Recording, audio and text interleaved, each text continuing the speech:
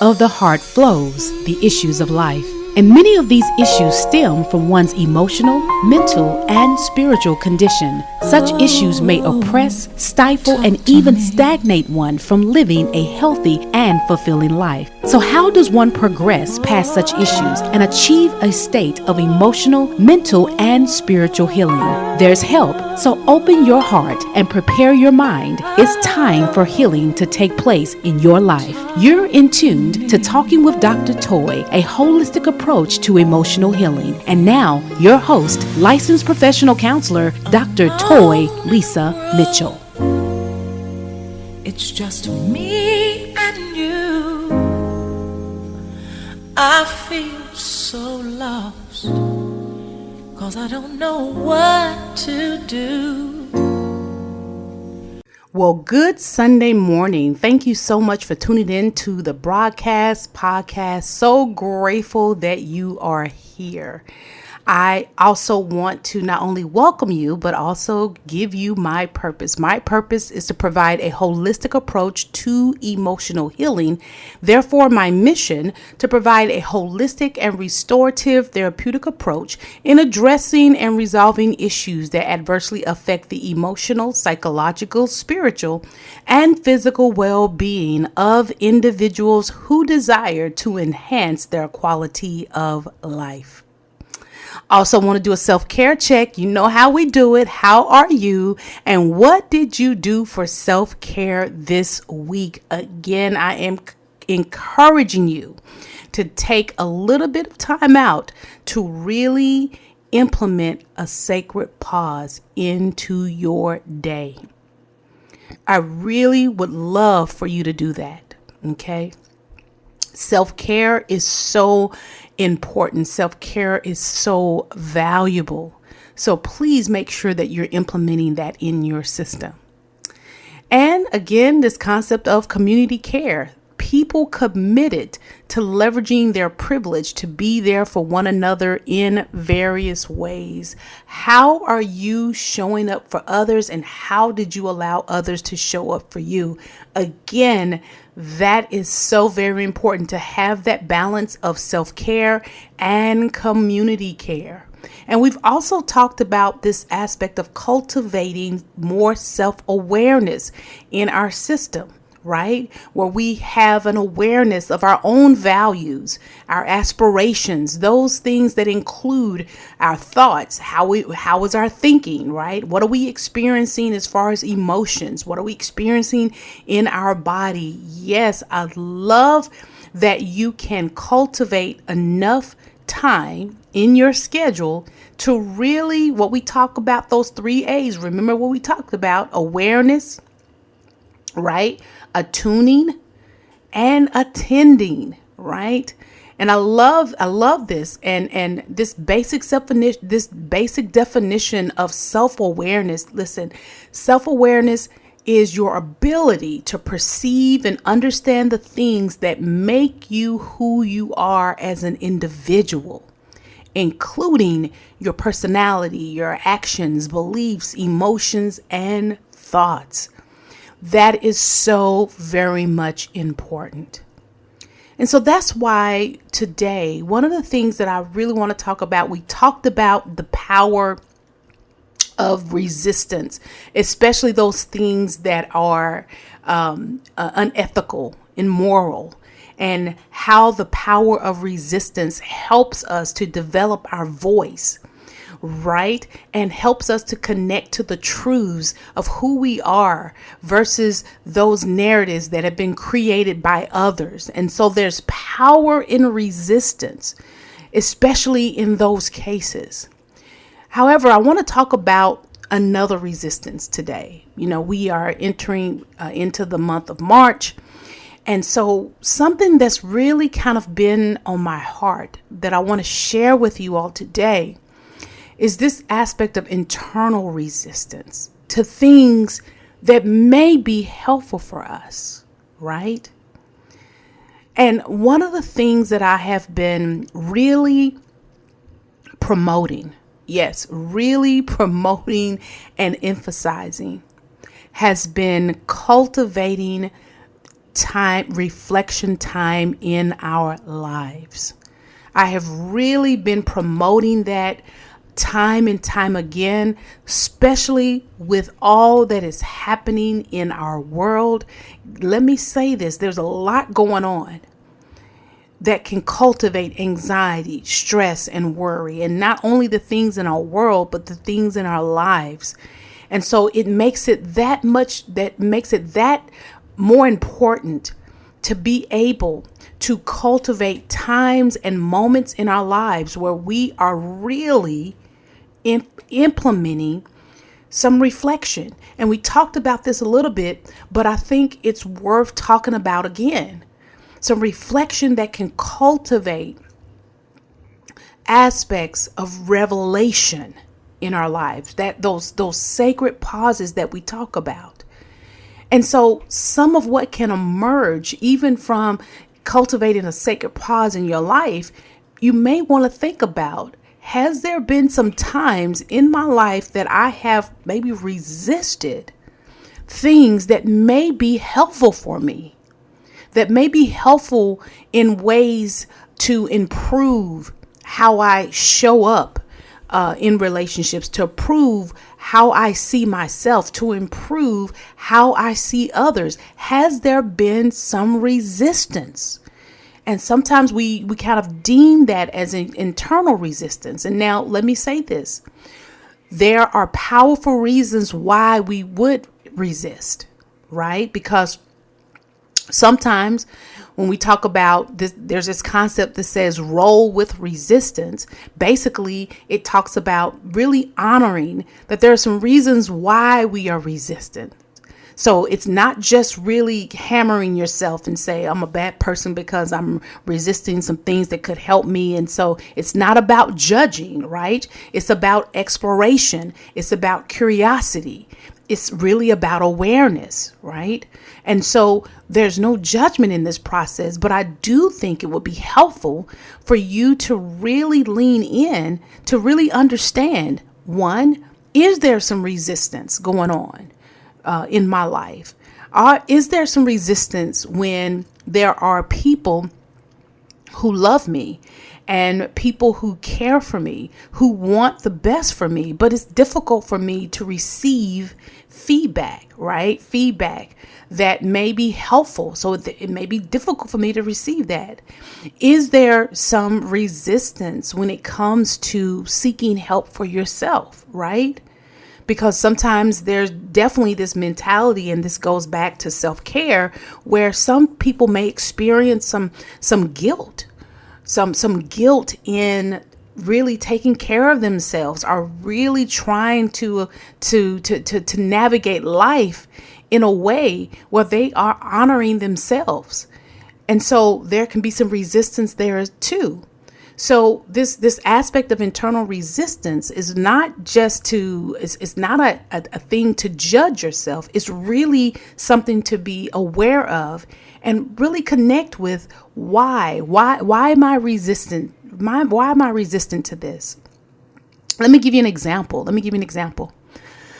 I think it has been difficult for many of us to create some sacred pauses in our lives, to slow down.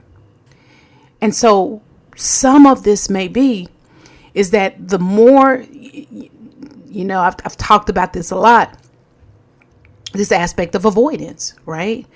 Because sometimes slowing down may mean that I really cultivate a moment where I come to myself. And maybe there's this thing where you are unsure of what you will discover. And that lack of certainty of the unknown can keep you on this perpetual cycle of, let me continue to distract myself. Let me stay busy. Let me keep doing and doing and doing, instead of really pausing, right? And so some of what may be happening is that, just again, the awareness and why that resistance may be coming up is that there's a fear there. that there's this fear that if I let my guard down, if I pause and slow down long enough, will I be able to manage what may come up for me? Maybe there's something in the back of my mind that I'm thinking about. I am really trying to bury and run away from. I don't want to face it. And slowing down may put us in that position to definitely come face to face with it. Definitely understand that. And so the avoidance, the keeping busy and the doing keeps me in a place where that's something that I feel I can control, that I can manage, right? Makes perfect sense. However, some of the things that we do acknowledge as well, as I talked about, is that by not cultivating those sacred pauses in our life, by not cultivating that and being in this space, what can also happen is that we may miss moments of being in tune to what could really help us, that what could really heal us or even put us on the road to restoration. And so today I want to talk about this aspect of internal resistance, right? Not from an aspect of condemnation, but to really begin to understand why that may be. Why there is internal resistance in your life to things that are helpful and to things that are beneficial and healthy for you. One of the things that we just talked about is really understanding it from a perspective of not judging it. Right? I think I've said this time and time again, but I want to repeat this, is that when we move towards judging something before we understand it, we negate really cultivating understanding of that. Because we've already judged it. And when we've judged it, we've deemed it to some degree negatively. And those things that we negatively judge, what do? We want to push them away. We want to avoid them. We do not want to connect with them. We're not curious about it. We're not trying to explore it. We're trying to bury it. And some of that we're trying to bury, there may be information that could be helpful for us to tune into, that may be some answers that we are looking for, that we've been wondering about. And so I think that is so important that we first acknowledge that what is happening to me, let me seek to identify how I'm feeling towards that. Yeah, I've definitely got to put that in there. Because basically, too, I want us to just have this balance. I don't want us to always be in our heads about it. And that's where many of us stay. We stay in our heads. We stay in our intellect, these cognitive spaces. We stay there. Why? Because, again, something that we can control, something that we feel comfortable doing, that's a protective mechanism. And we don't feel safe really connecting it with our heart, those emotions. And we've talked about that before, but I think this is a beautiful place to reiterate that, because again, it definitely reminds us that there's some reasons and why we may resist, have this aspect of internal resistance. So it definitely, there's some reasons. But also, too, I want us to connect with how I'm feeling, right? When there is something that may be helpful and healthy for me, and I'm like, no, I don't want it, or no, I'm not ready for it. Whatever that is, whatever that internal resistance is, part of this maybe also understanding, what does it bring up for me emotionally, right? What does it bring up for me emotionally? Because part of this may be that if someone is really asking you to, and this is kind of what we are talking about today, just implementing that sacred pause in your life. And there's this level of discomfort. And you're like, because I don't know what's going to happen. I don't know what's going to come up for me. I may not be able to handle it. Those are the thoughts. But what are the emotions, right? What are the emotions underneath that thought? And we alluded to it earlier. Maybe part of the emotion is fear. I'm scared. And some of us may not admit, right? Because we think, of course, we think, fear is a negative thing. It's an area of weakness. And so we may not want to admit that we're fearful. But it may be helpful for you to know that this is what I'm experiencing so that you'll know how to address it, right?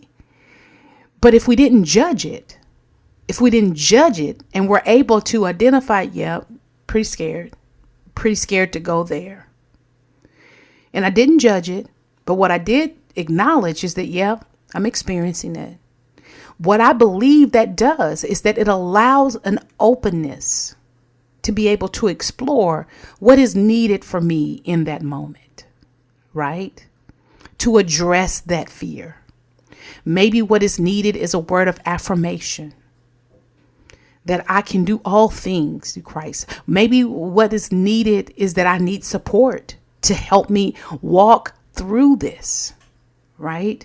That I don't want to walk through this alone. So maybe some of that fear may give me an aspect of, maybe I need to lean in to some of my support systems so they can also help me navigate this situation so I don't have to do it alone. So do you see what I did there? Instead of judging the fear, well, that's weakness, I shouldn't be afraid and all this. And so now my mind gets wrapped up in what I shouldn't be doing or anything like that. Now what that does, it allows me space to be able to say, okay, what is needed for me? Yeah, I'm afraid. So what is needed for me in that moment? And I do think that is much more helpful than the judging piece, because when we seek to understand, then we can seek to find solutions and things that will help us versus the shame, the embarrassment, and all that comes with solely judging it. Now, let me put a pin here. I'm not saying that we don't judge our actions or the actions of others. There is such thing as immoral and unethical behavior. So I'm not saying that. Right? Because there is some aspects of moral, right and wrong and all of that. So I'm not saying that we just totally throw it out the window. But what I am saying is that we don't want to solely land in that space, because I do think that it can hinder some aspects of revelation and exploration. Now, can I say, you know what, I can do this better, or let me try again, or man, I didn't really like how I showed up in that moment. Not saying that we can't evaluate those things, not saying that we live life without evaluating how this is acting upon other people or even ourselves. I'm not saying that. But what I am encouraging is that we cultivate some balance, right? Because for many of us, we have some harsh criticisms of ourselves anyway. So it doesn't take much for us to get to this space where we are constantly just experiencing and engaging in negative self-talk. And we talked about how the brain veers towards that anyway. So part of this process is that really seeking balance of how to do that and how to do that effectively. Now, why is this important?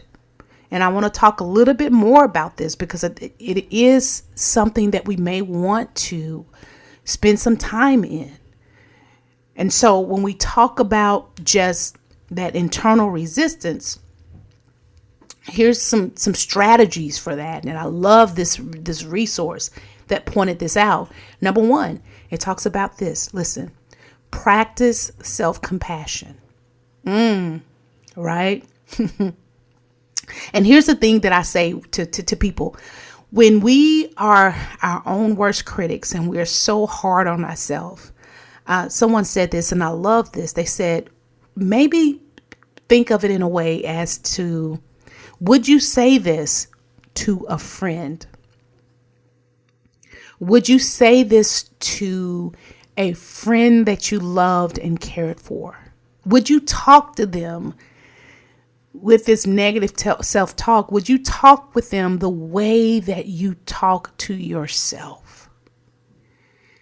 And when that question is asked, you have some people who say, well, no, I wouldn't tell them that they're stupid and they shouldn't do this. I wouldn't tell them that. But again, you would speak this to yourself. And so what you've determined is that I wouldn't tell a friend that because, again, it wouldn't be helpful. It would be hurtful. And you don't want to hurt that person. But yet and still, you would say it to yourself. So one of the things that you may want to practice is that self-compassion. And if you struggle cultivating that in your system, then maybe use this notion of, okay, what would I say to a friend? Would I treat a friend like this? What would I say to a friend? And if that is healing and restorative and positive, then say those things to yourself. I love this where it talks about treat yourself with kindness in order to move forward. Because some of us may stay stuck in that aspect of shame and embarrassment where we solely judge. And that keeps us stuck.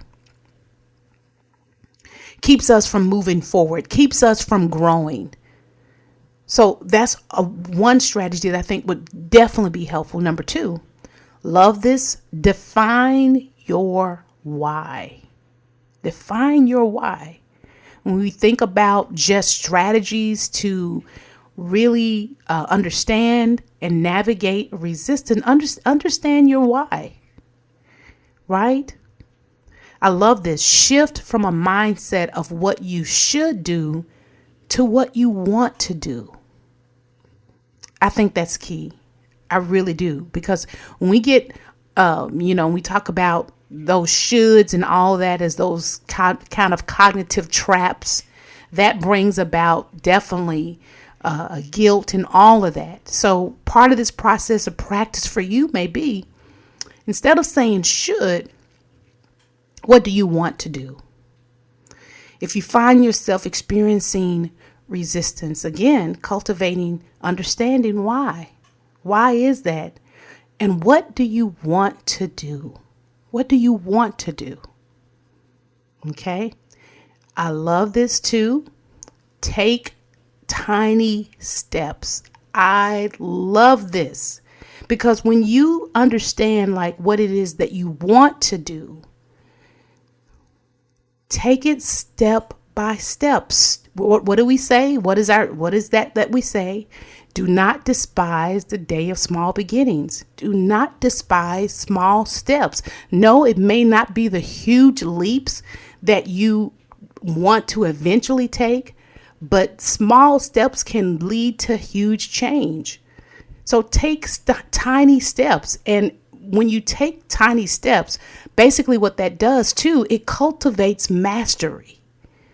And what I mean by that is that if I've been able to accomplish and achieve these smaller steps, that cultivates more confidence and even motivation to take subsequent steps. And so take the smallest possible action and then build from there. Taking tiny steps. I love this next one. Leverage your support system. I just spoke to that. When you understand what you are experiencing, right, what you're feeling, then you can more adequately really define, what do I need? What would be helpful? And so when you do that, maybe one of your needs is to lean into your support. Build, and I love what this says, build a team to help you stay grounded and motivated. I'm telling you, I was talking to someone about this the other day, and research indicates this, that even perceived support can help improve mood. Even if support is perceived, if I perceive that I have support from others, that can improve mood. So again, don't sleep on support. And we've talked about this aspect of going it alone and all of that. There are times, like I said before, there's a difference between just solitude and isolation. That's a difference.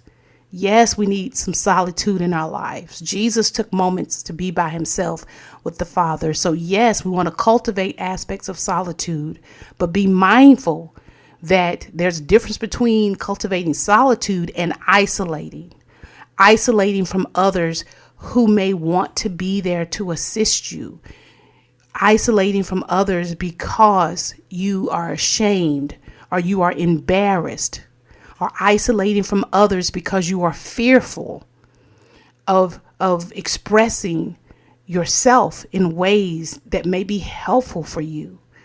So knowing the difference between that, and really acknowledging, is this the moment in my life where I need to lean in to support, to help me cultivate groundedness and to be motivated. I love this too. Embrace failure. Now, I know some of us cringed when I made that statement. What? Embrace failure? Yeah, I know. But listen, I love this because what this is saying is that we will experience failure. Why? Because of our own humanity. There's a statement that says there's no failure in God, but there is in humanity. Well, that's not the latter part. There is no failure in God. However, there is failure in humanity, our own nature. It is part of our nature. Now, again, let me express that I'm not saying that you should strive for failure. I'm not saying that. So stay attentive to my words. I'm not saying that we strive for failure. But when failure happens, we embrace it in the sense of viewing our setbacks as a natural part of the journey to success. I love how it frames this, right? That again, embracing failure allows us to see, okay, this went wrong. Let me understand, first of all, really connect. How do I feel about it, right? Because sometimes we connect failure to identity. That if I fail at something, that denotes that I am a failure.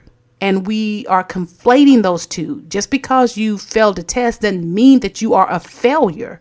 That's not your identity, right? Your action failed, but you are not a failure.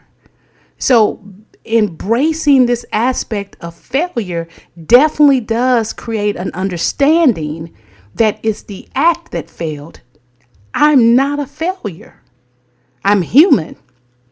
I'm a human that has failed, but my identity is not that of a failure.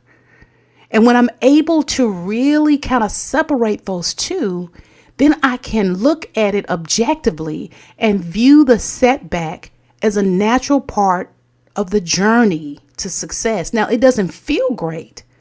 I'm not saying that it feels great, because when you look at something and you had a vision and it just didn't come off the way that you needed it to, then yeah, you feel discouraged. So I'm not saying that you don't feel it.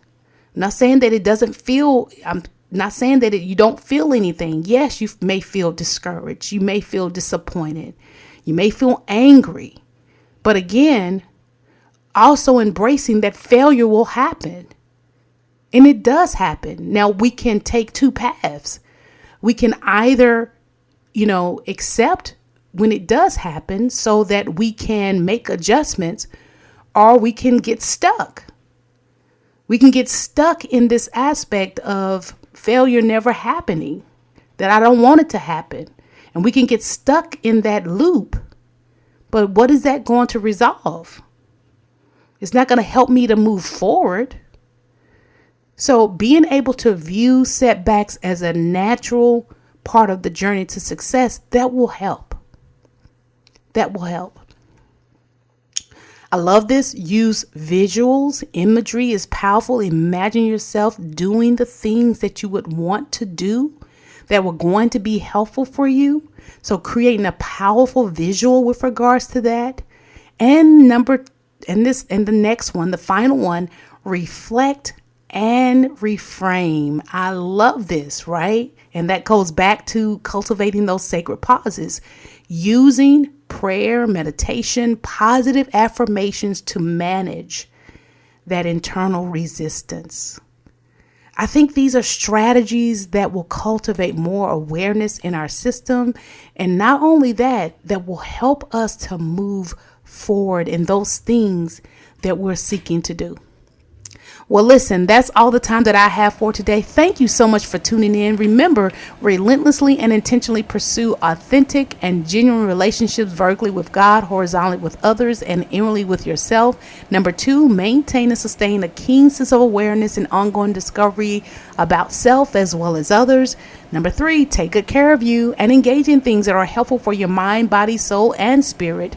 And remember, out of the heart flows the issues of life. Let's continue to talk about it and continue our journey towards emotional healing. Until next time, bye-bye. You've been in tuned to Talking with Dr. Toy, providing a holistic approach to emotional healing with your host, licensed professional counselor, Dr. Toy Lisa Mitchell. Please connect with me at talkingwithdrtoy.com or Facebook at Talking with Dr. Toy or email talkingwithdrtoy@gmail.com. I would love to hear your story and hear your heart regarding the issues of life you may be experiencing. Remember, out of the heart flows the issues of life. Let's continue to talk about it. I look forward to hearing from you. Thanks for listening, and please join me next week for Talking with Dr. Toy.